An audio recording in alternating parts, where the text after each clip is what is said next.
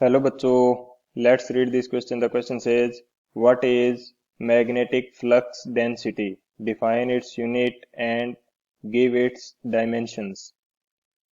हमें पूछा गया है कि मैग्नेटिक फ्लक्स डेंसिटी क्या क्या होती है एंड इसकी यूनिट एंड डायमेंशंस हमें फाइंड आउट करनी है. तुम्हारा की कंसेप्ट क्या हो जाएगा? की कंसेप्ट की कंसेप्ट हमारा हो जाएगा मैग्नेटिक फ्लक्स डेंसिटी. की कंसेप्ट हमारा क्या हो जाएगा? Magnetic flux density. Magnetic flux density ये हमारे पास क्या होती है?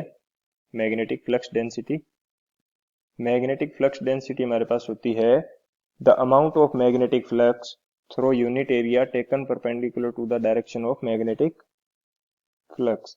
यानी कि मैग्नेटिक फ्लक्स के परपेंडिकुलर अगर यूनिट एरिया डिफाइन करें तो उसमें से जितना मैग्नेटिक फ्लक्स पास हो रहा है उसको बोलते हैं magnetic flux density.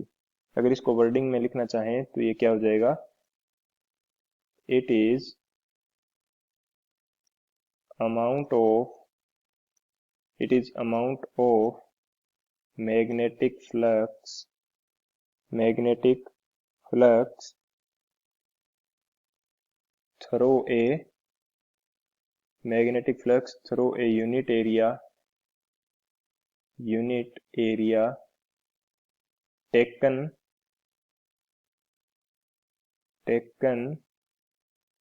perpendicular taken perpendicular taken perpendicular direction of to the direction of magnetic flux.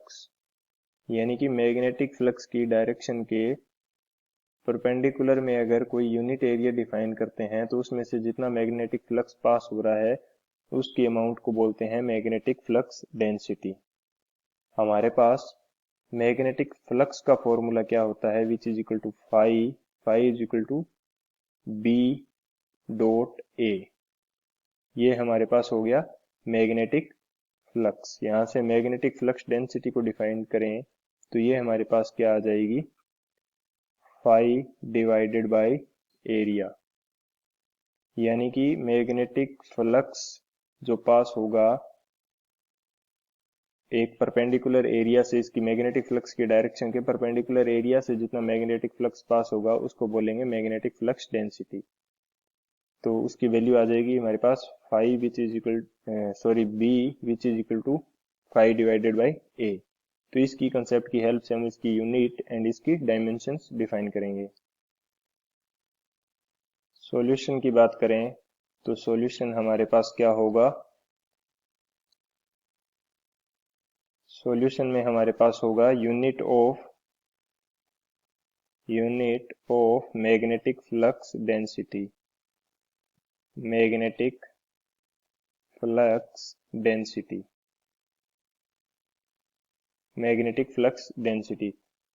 तो मैग्नेटिक फ्लक्स डेंसिटी हमारे पास क्या है? B which is equal to phi divided by area A.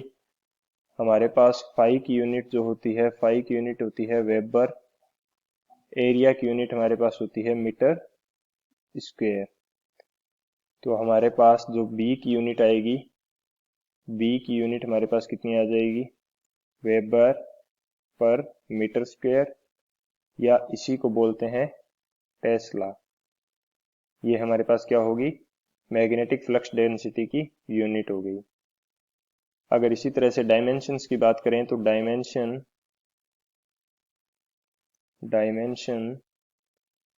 Of magnetic flux density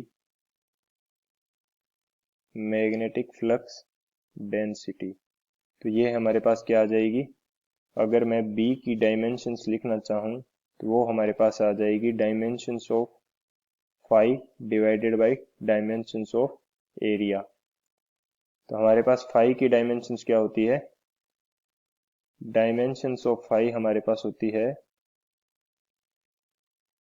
m1 l2 t-2 a-1.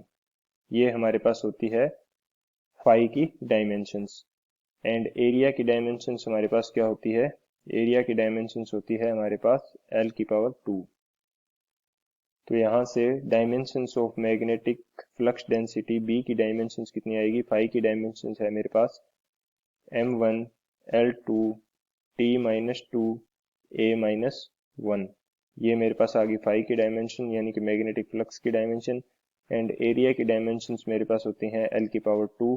तो यहाँ से B की dimensions मेरे पास कितनी आएगी, B की डायमेंशंस आएगी मेरे पास m1 t-2 एंड a-1।